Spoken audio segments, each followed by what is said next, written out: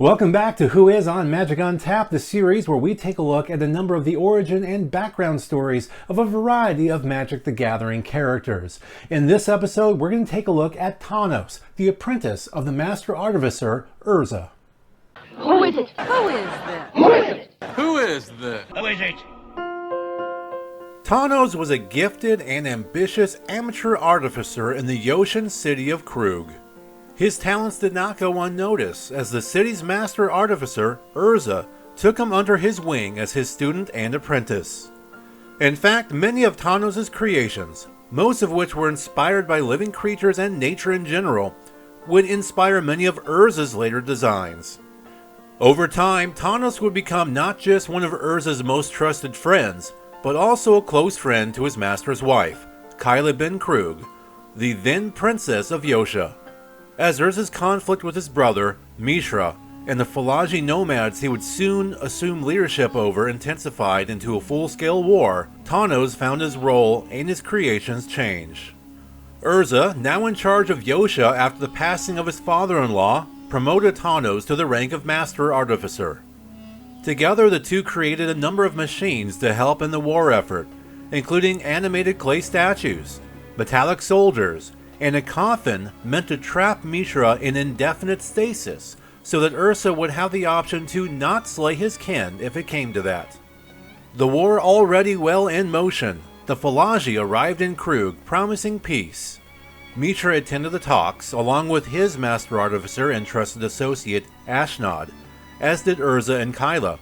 The peace talks went well, with Mishra offering to stop the violence so long as Urza forfeited the Might Stone, Urza's half of the broken Power Stone the brothers found in the Cave of Koilos when they were young, and the main cause of the strife between them.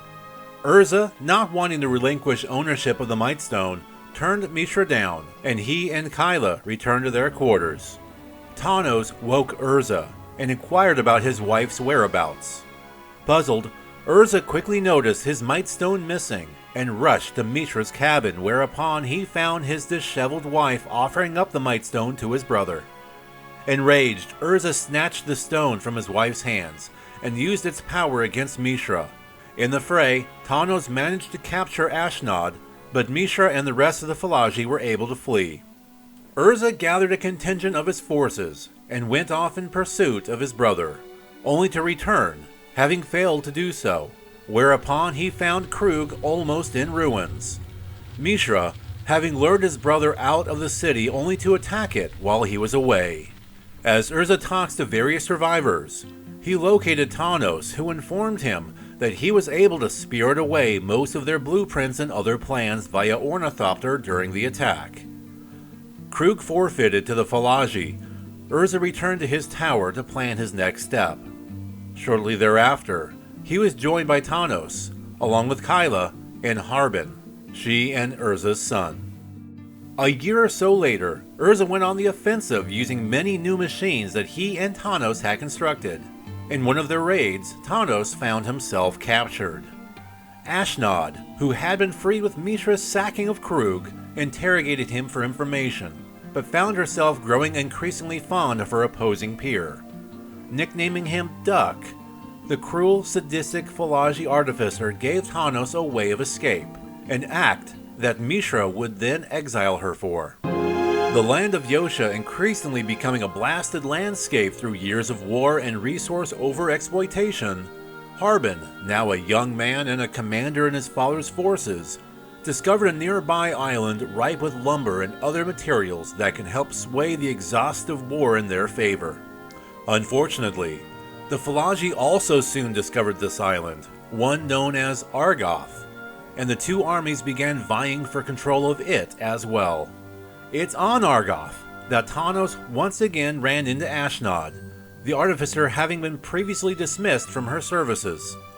Here, she handed to him an ancient bowl-shaped item called the Golgothian Silex, and instructed him to give to Urza, saying that it has the power to end the war.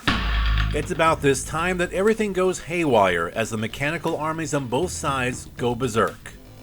Gix, a Phyrexian demon who had been playing both sides from deep in the shadows, approached the pair. He attempted to kill Tanos. Ashnod intervened and allowed him to escape harm at the cost of her own life. Tanos succeeded in returning to Urza, whereupon he handed over the Silex and reported to him the existence of the demon-like being who had confronted him. Understanding the artifact's power and potential to end the decades-old war, the Master Artificer resolved that its use is worth it, regardless the cost. He sent Harbin off-island and sealed Tanos inside the stasis-inducing coffin of his own making for his own protection, then activated the Silex, which triggered a blast that would not just end the war, but would forever change the Dominarian landscape and future of not just one plane, but the entire multiverse as a whole. 5 years later, Urza, now a planeswalker, opens up Tanos' coffin and wakes the Artificer from his slumber. He then asks him for a favor, to return to Kyla, to inform her that he has perished with the Silex blast, and to help her with anything she needs. In agreement to his longtime friend, Tanos returned to the mainland and lived with Kyla, helping her to raise Yarsel, Harbin's son, and her and Urza's grandson.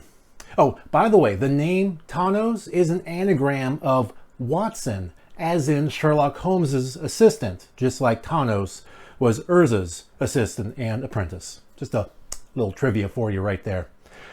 Thank you very much for watching this episode of Who Is on Magic Untapped. I've been your host, Barry White. We'll be back again next month with another look at a Brothers War character. And in the meantime, if you would like to support Magic Untapped, go ahead and subscribe to us here on YouTube and then hop over to Patreon. We have a tip jar. I'd love to have you throw a buck in there.